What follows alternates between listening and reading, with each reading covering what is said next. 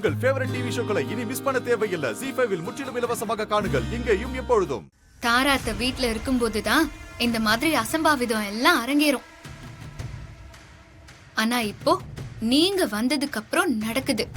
அப்போ நீ என்ன சொல்ல வர மகளே? நடந்த சம்பவத்துக்கெல்லாம் நான் தான் காரணம் அப்படின்னு சொல்ல வரியாமா?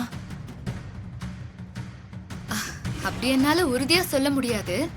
அதே நேரத்துல நீங்க காரணம் இல்லன்னு என்னால உறுதியா சொல்ல முடியாது.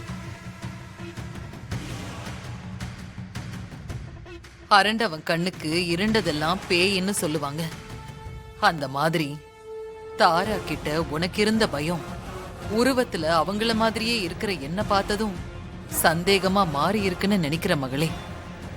வீட்ல இருக்கிற மத்த எல்லாரையும் விட தாரா அத்தைய பத்தி எனக்கு ரொம்ப நல்லா தெரியும். எந்த ஒரு சூழ்நிலையிலயும் அவங்க தற்கொலை பண்ணிக்கிட்டு சாகுற ஆள் கிடையவே கிடையாது. எடுத்த காரியத்துல ஜெயிக்கிற வரைக்கும் சோர்வில்லாம போராடக்கூடிய மனம் படைச்சவங்க. அப்படிப்பட்ட வைராகியம் உள்ள தாராத்த தற்கொலை பண்ணிருக்க வாய்ப்பே இல்ல. அவங்க செத்துட்டாங்கங்கறத இப்ப வரைக்கும் என்னால நம்பவே முடியல.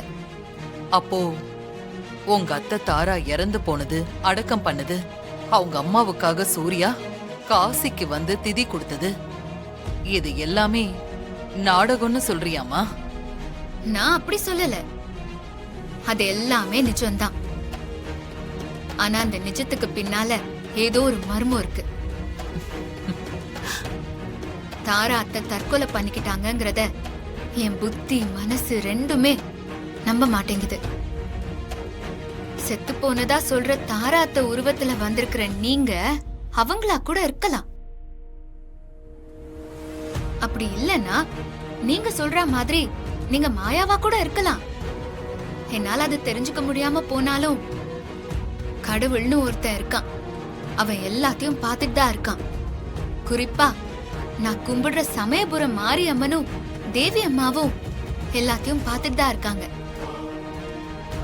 எல்லாத்துக்கும் மேல நீங்க கும்பிடுற கால பைரவர் ரொம்பவும் சக்தி வாய்ந்த கடவுள்னு எங்க தாத்தா அடிக்கடி சொல்லுவாரு.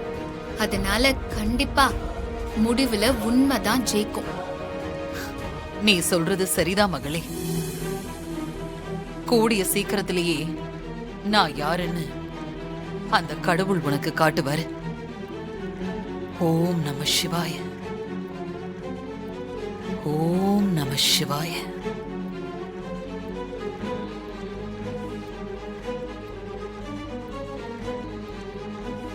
ZEE5 ஆப்பை டவுன்லோட் செய்து அனைத்து எபிசோடுகளையும் இலவசமாக பாருங்க.